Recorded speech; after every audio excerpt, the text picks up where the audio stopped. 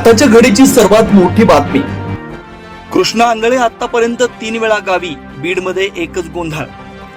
सरपंच संतोष देशमुख यांच्या हत्या प्रकरणातील फरार आरोपी कृष्णा आंधळे आतापर्यंत 3 वेळा त्याच्या गावी येऊन गेल्याचा दावा दिवंगत सरपंच संतोष देशमुख यांचे बंधू धनंजय देशमुख यांनी केलाय. कृष्णा आंधळे गावी आल्याची माहिती त्यांनी सीआयडीला देखील दिल्याचं सांगितलं. कृष्णा आंधळे मोबाईल वापरत नाही, मात्र त्याला जेलबंद कसं करायचं याचा विचार गरजेचा आहे. आमच्या कुटुंबाला या आरोपीपासून धोका आहे. हे आरोपी शैतानी वृत्तीचे असून कृष्णा आंधळेला अटक करून त्याची धिंड जिल्हाभरात काढावी अशी मागणी धनंजय देशमुख यांनी केली आहे. आज बीडच्या जिल्हा व विशेष सत्र न्यायालयात देशमुख हत्या प्रकरणात सुनावणी पार पडली. या सुनावणीवेळी धनंजय देशमुख यांनी माध्यमांना याबाबत माहिती दिली. दरम्यान सुप्रीम कोर्टात येत्या 26 तारखेला वाल्मिक कराडच्या जामीन अर्जावर सुनावणी होणार आहे. याबाबत कॅव्हेट दाखल करण्यात आलाय. आमचं म्हणणं आम्ही न्यायालयात देणार असल्याचं देशमुख यांनी म्हटलंय.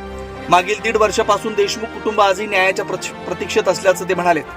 पुढील सुनावणी 6 मार्च रोजी होणार आहे. सुनावणीत आज नेमकं काय घडलं? दरम्यान सरपंच संतोष देशमुख हत्या प्रकरणातील पुढील सुनावणी 6 मार्च रोजी होणार आहे. आजच्या सुनावणीत आरोपी पक्षाला सर्व कागदपत्रांची पूर्तता करा अशा सूचना कोर्टाच्या वतीनं सरकारी पक्षाला देण्यात आल्या.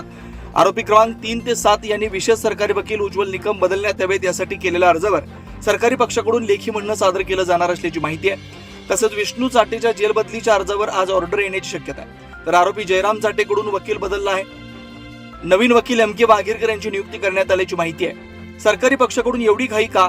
दरम्यान कोर्टाकडून प्रतीक घुलेला विचारणा करण्यात आली की वकील लावायचा आहे का? त्यावर प्रतीक घुलेकडून उत्तर देण्यात आलं आणि पुढील 10 ते 15 दिवसात घरचे लोक वकील बघतील असं सांगण्यात आलं. लॅपटॉपची क्लोन कॉपी मिळाली नाही, फॉरेन्सिकचा रिपोर्टही मिळाला नाही, पेनड्राईव्ह मिळाला नाही. या सर्व गोष्टींची पूर्तता झाल्याशिवाय साक्षीदारांची लिस्ट स्वीकारू नये असं म्हणत आरोपींच्या वकिलांची कोर्टाकडे विनंती केली. तर सरकारी पक्षाकडून एवढी घाई का केली जाते? सरकारी पक्षाला दोषारोप पत्र एकदाच पूर्ण दाखल करायला सांगा असं म्हणत आरोपी वाल्मिक कराडचे वकील विकास खाडे यांनी मागणी केली.